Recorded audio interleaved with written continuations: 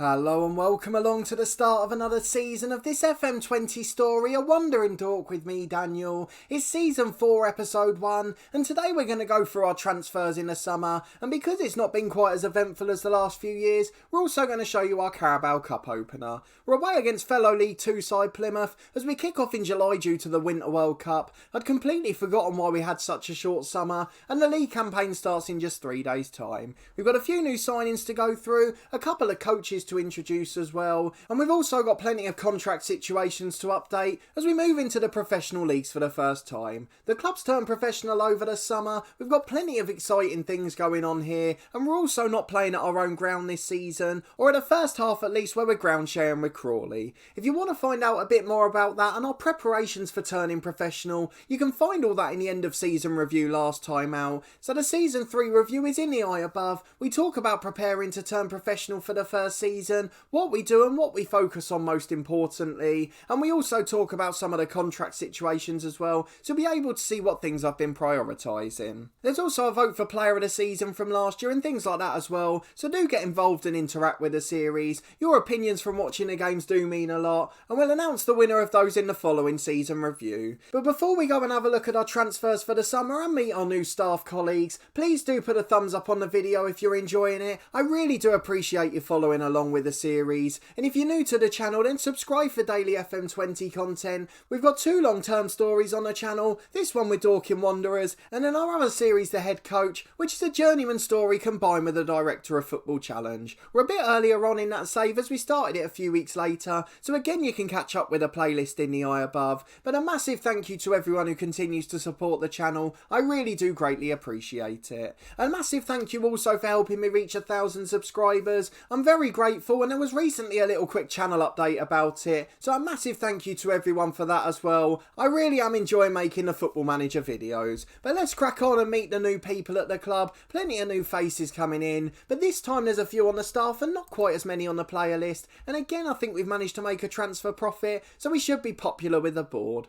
But let's go and have a look at the staffing so I can show you the ones that have come in, and the definite one that stands out is Danny Lewis. He's a coach who's really good. We've been able to increase our numbers by 2 since turning professional, and as I mentioned in the end of season review, this is the most important area of the club. We've got a lot of them on pro deals, a few of them unfortunately rejected them initially, but we'll be going back in with slightly improved offers as soon as we can, and that should hopefully get most of the coaches on board. But if we go and have a look at the new one, Danny Elliott is the man. As you can see, he's an absolutely exceptional coach, everything above 13 there, his personality strong, resolute as well. He's just a brilliant all-round coach for us, and he's going to be taking charge of a couple of assignments, and hopefully he'll be able to get us some good players in. The other man who joined the club was John Phillips, a full-time sports scientist, again just giving us a little bit more of an edge and expanding our backroom team at the club. We really need to adapt to being a professional side, and with a 15 attribute for sports science, he's certainly very good in his desired field. So good signings there, and we're obviously going to try and keep a few more on longer deals. We'll get working to get them on full-time contracts. You can see those ones and a few others are. The likes of Dan Hickman's now gone full-time. Although he's the under-23 manager, he also contributes to senior training.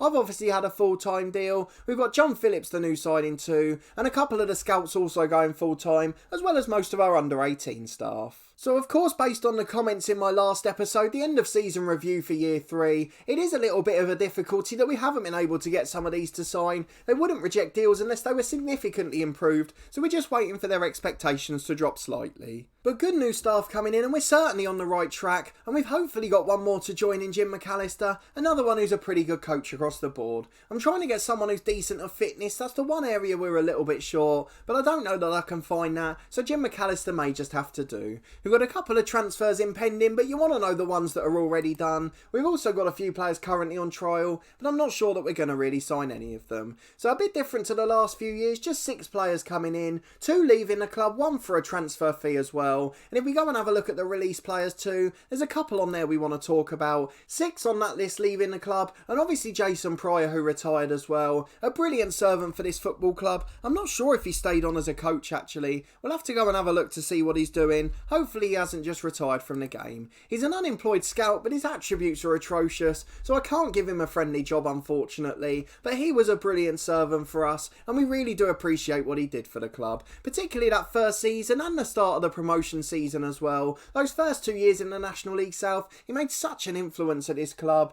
and again a really strong professional, never complained when he was back up last year, just eventually decided to retire, and we can't begrudge him a chance to put his feet up. But the 6 players that left were James McShane, a club favourite, but he wanted to leave. I don't think he played a senior game in the last 2 seasons. The first year he had a real impact for us, 28 appearances, 17 from the start, but the last 2 he didn't make any league appearances, and it was just a matter of time before he wanted to go. A few of the youngsters have left as well. Callum Bailey, the 19-year-old midfielder, refused to sign a new deal even though we wanted to keep him. We were going to let him develop at the club, and unfortunately no one will take him now. I wonder if he'll consider signing for us. No, he still doesn't want to come, so he's probably going to drift into the oblivion and retire, but good luck to him if he doesn't want to join us. Then another big name, Tom Richards. He's been really crucial for us across the 3 seasons. Such an impact he's made despite limited ability, and he really was crucial in that first promotion, playing very regularly on that left-hand side. So in the first season he was brilliant, 5 goals and 13 assists in 41 games, then 40 appearances again the following season, contributing with both goals and assists again, and then even last year a few sub-appearances, 16 in total in the league, 2 goals and an okay average rating. He really was quite an important player for us. So I am sad to see him go, but he just wasn't good enough for League 2, and I do hope he manages to get a new club, or at least retires into a role we can get him in. Then the other 3 we all really expected. Jordan Anya, one of the youngsters, he was out on loan last year but rejected a new deal, and he's now gone to Macclesfield owning 3 times the amount, so we can't complain about him taking that one.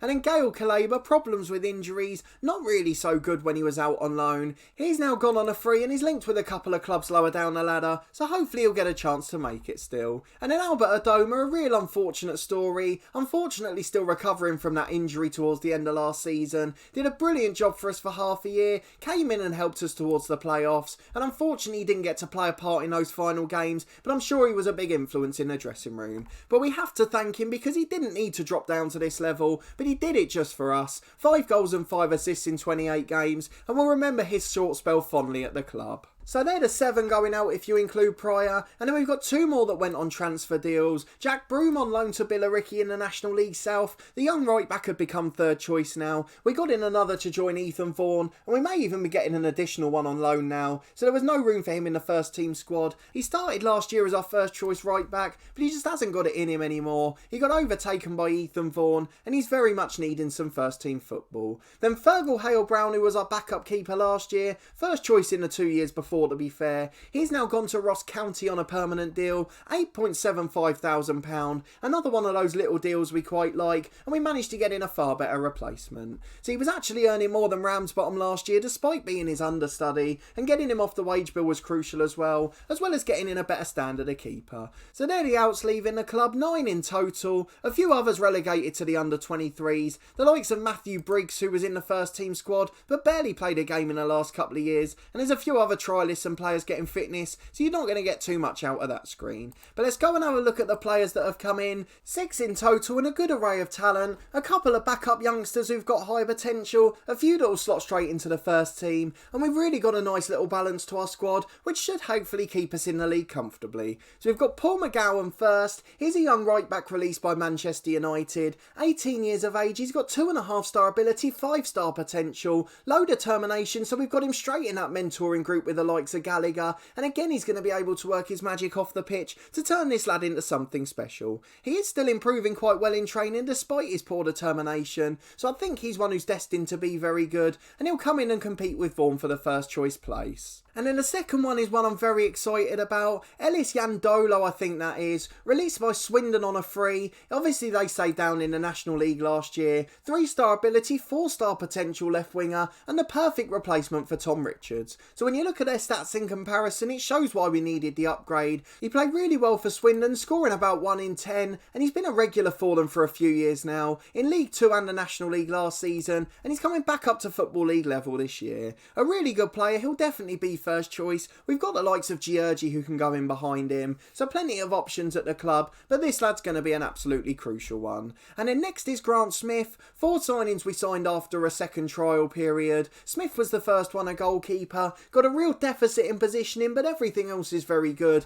and he's been playing at League 2 level for some time, so we trust that he's going to be a safe pair of hands. He's played for Lincoln in League 1, played for Stevenage in League 2 the last 2 seasons. He really is a good player across the board, and he's going to start the season as number 1. We've still got Ramsbottom, who's agreed to a backup deal, so we've got an able deputy if we ever need it, but I'm quite excited about this signing as well as his personality. I feel like he's going to be a good player for the club.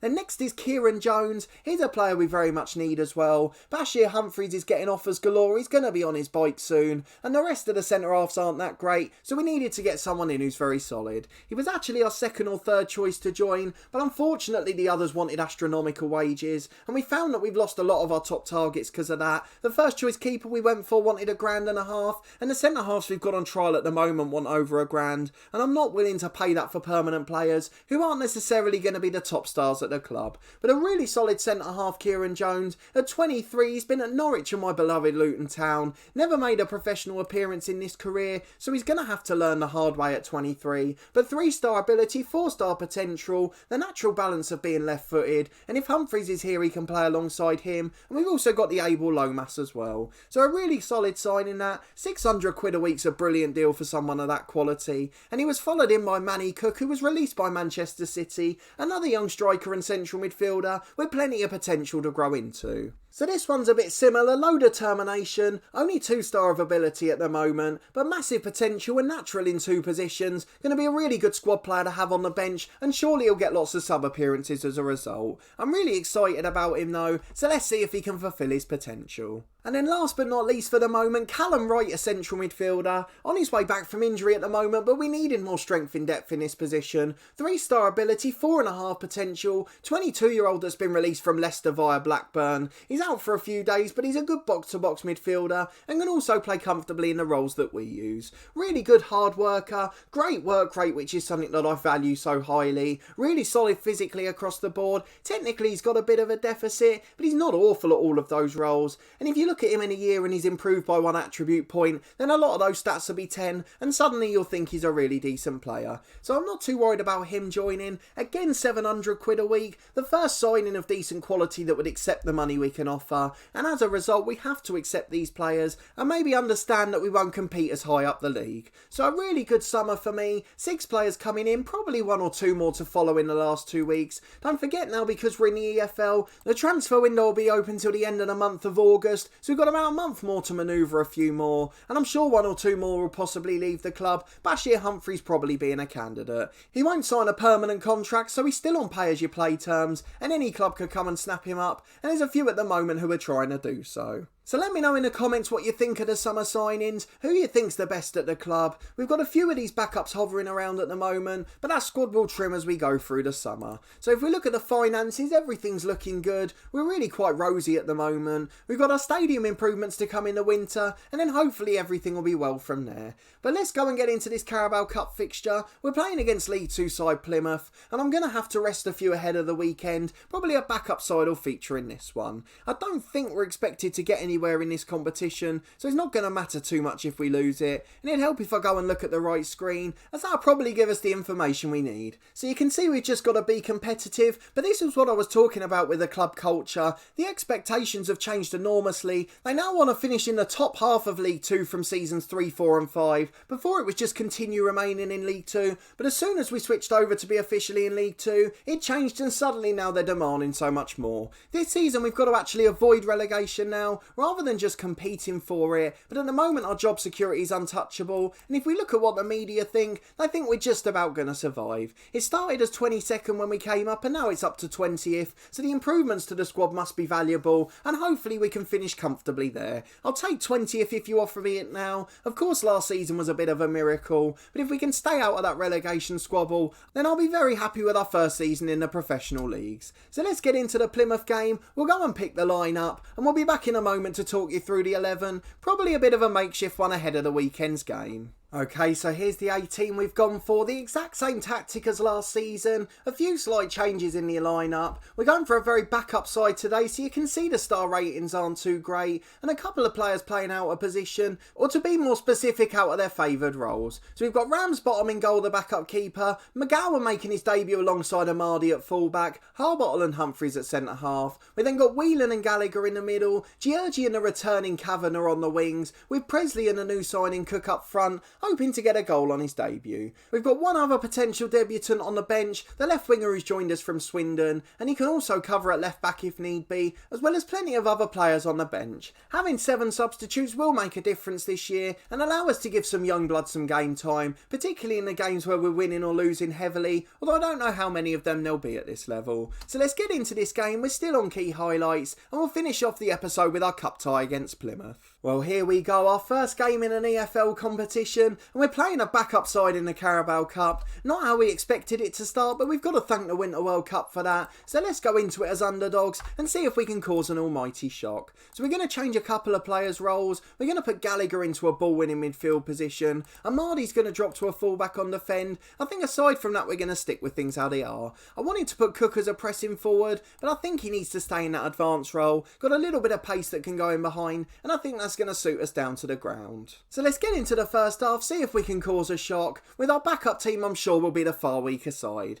It's Plymouth with an early corner. One of the problems we've got is the fact that because the pre-season's been so short, we've not really been able to get match fitness up for players. So all of the first team are pretty much unfit, and I think it will probably take a few weeks to settle in. And you saw 4 of our 6 signings only joined around a week ago, so it's going to take them a while to get used to things as well. So we're going to have to be patient. The first month might not be the quickest, but as long as we stay above that dotted line, I don't care. And with 20 minutes gone, we're restricting Plymouth on the goal front, although they have had nearly all the shots in this game. 25 gone, Ramsbottom to take it. Long goal kick down the right hand side. Finds Georgie the winger, he's got 2 running off him. In the end manages to get him behind. He's one of many who have signed a new deal this year as he tries to fall for McGowan the right back. But Plymouth on the counter down the side. Humphreys doing well to mop up there. He finds Georgie with another chance to cross. Let's see if he can get the ball in the box. He's challenged again, he's just not got enough. Though Humphreys lumps it forward downfield. It's headed back into the middle to Gallagher and he finds Georgie for a 3rd time. Can he finally beat the winger?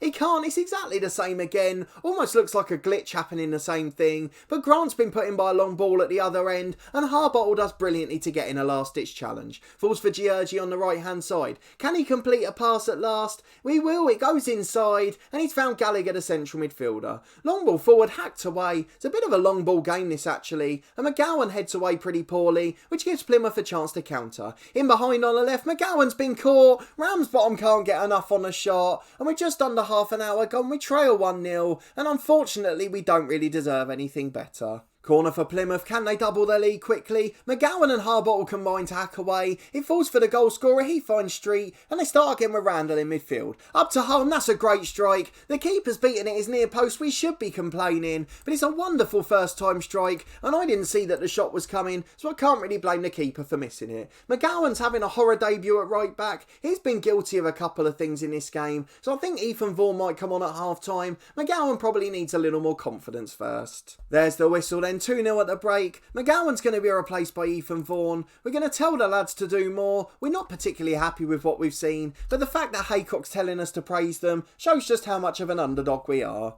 10 minutes gone in a second. It's Revan with a throw at left back for Plymouth. He finds Grant who beats his fullback again. This time Ethan Vaughan getting caught out. Ramsbottom holds it. He does a decent job. And with 10 gone in the second half, it remains 2-0. Well, just over an hour gone and we're back after a foul's been committed. Georgie's going to get either a yellow or red here. He's not, he's just going to be warned. So we get away without a booking. Holm takes it straight at Ramsbottom. Comfortable enough for him to deal with. And we'll think about our other 2 changes in a moment. And maybe give a debut to the young left winger. It's out to Georgie. We've got a bit of a break on here. In behind to Aaron Presley. Cuts it across to Tom Whelan. Oh, he's not missed that. You have got to be kidding me. He's 4 yards out with an open goal. He smashed it against the post. but Jake Gallagher makes amends. Gallagher puts it in, a brilliant finish from him, but what on earth was Tom Whelan doing? He's missed an open goal from 3 yards. Thankfully his central midfield partner saved the day, and with 25 to go we've got a chance in this tie, so let's go and make the last 2 substitutions. Aaron Presley's making his first return from injury. Of course he's had a bit of pre-season as well, so Archer's coming on for him and Cook will switch to the target man, both of them more natural in those positions. And then there's no way Tom Whelan staying on after that miss. Matthew Smith coming on for him, one of the best players on paper at the club, so he'll become the deep line playmaker as he did to such great effect last season, particularly in the big games he was sensational, and then Gallagher will be the ball winner alongside him.